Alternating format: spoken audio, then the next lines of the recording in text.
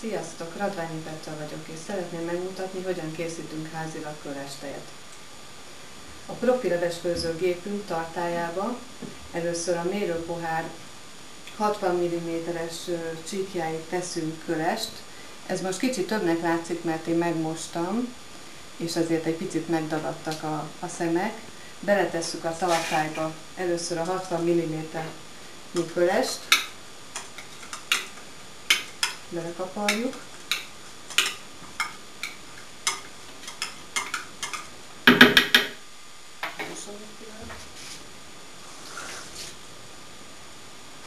ezután fogjuk a kókuszreszeléket, és abból is körülbelül 60 mm-es csíkig tesszük kókuszreszelékkel.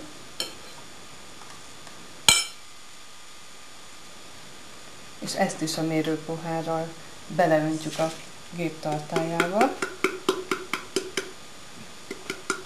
A kölestejhez teszünk még egy csipet sót, én most Himalája rózsaszín Himalája sót használok, illetve 2 evőkanál cukrot, vagy cukorhelyettesítőt, ez lehet szillit, kókuszvirágcukor, eritrit, vagy aki amit szeret. Végül 1 evőkanál olajat teszünk a száraz hozzávalókhoz. Én itt jelen esetben olívaolajat használok.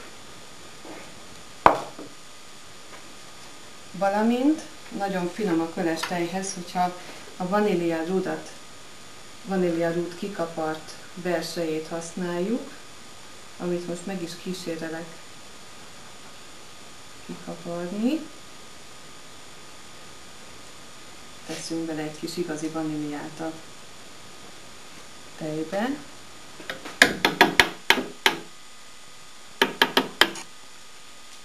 És ezután fölöntjük vízzel, itt látható a 1,2 literes Zub Max csík, addig kell fölöntenünk a tartályban lévő dolgokat.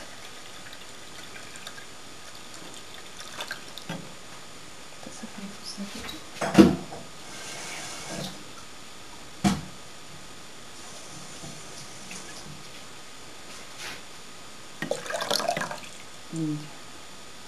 Jó, ha ezzel kész vagyunk, akkor rögzítjük a tartályt a talpazaton. Be is kapcsol a gép ilyenkor, és rátesszük a fedelet, illetve a fedélzáró kupakot a tartályra, rögzítjük,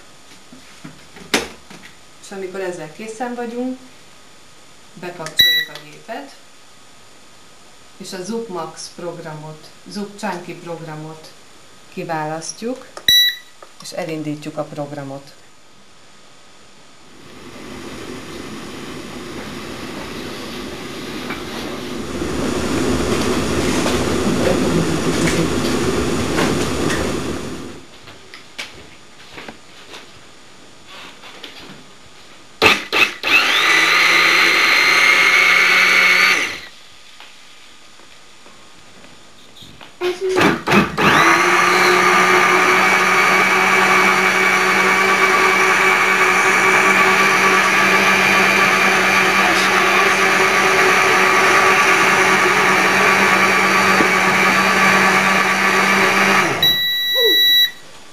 Elkészült a kölestej, ilyenkor még egyszer bekapcsolom a gépet, és a pulz gomb manuálisan működik, még egy kicsit rákrémesítek a tejre.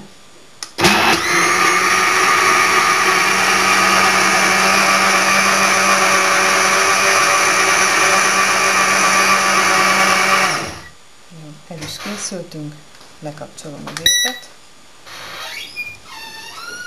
Most leveszem a tetejét,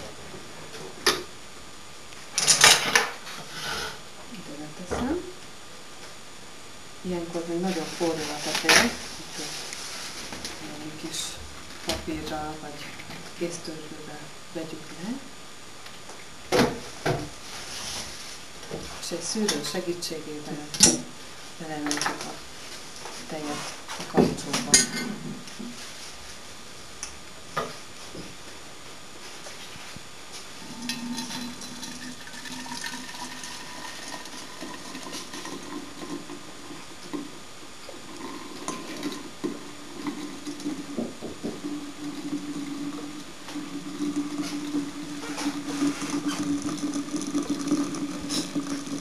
A tej hordalékát nagyon sok mindenhez felhasználhatjuk, süteményekbe, gesztenyegolyóba, műzlibe, palacsintába, nagyon jó alapanyag, a főtt kókusz és a főtt köles.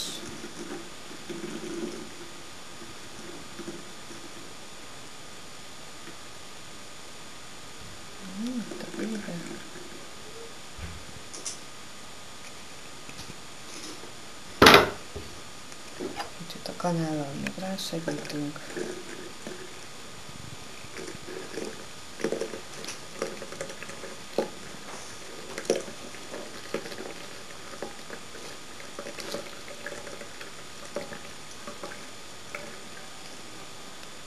Jó, elkészült a házi vaníliás kölestejünk.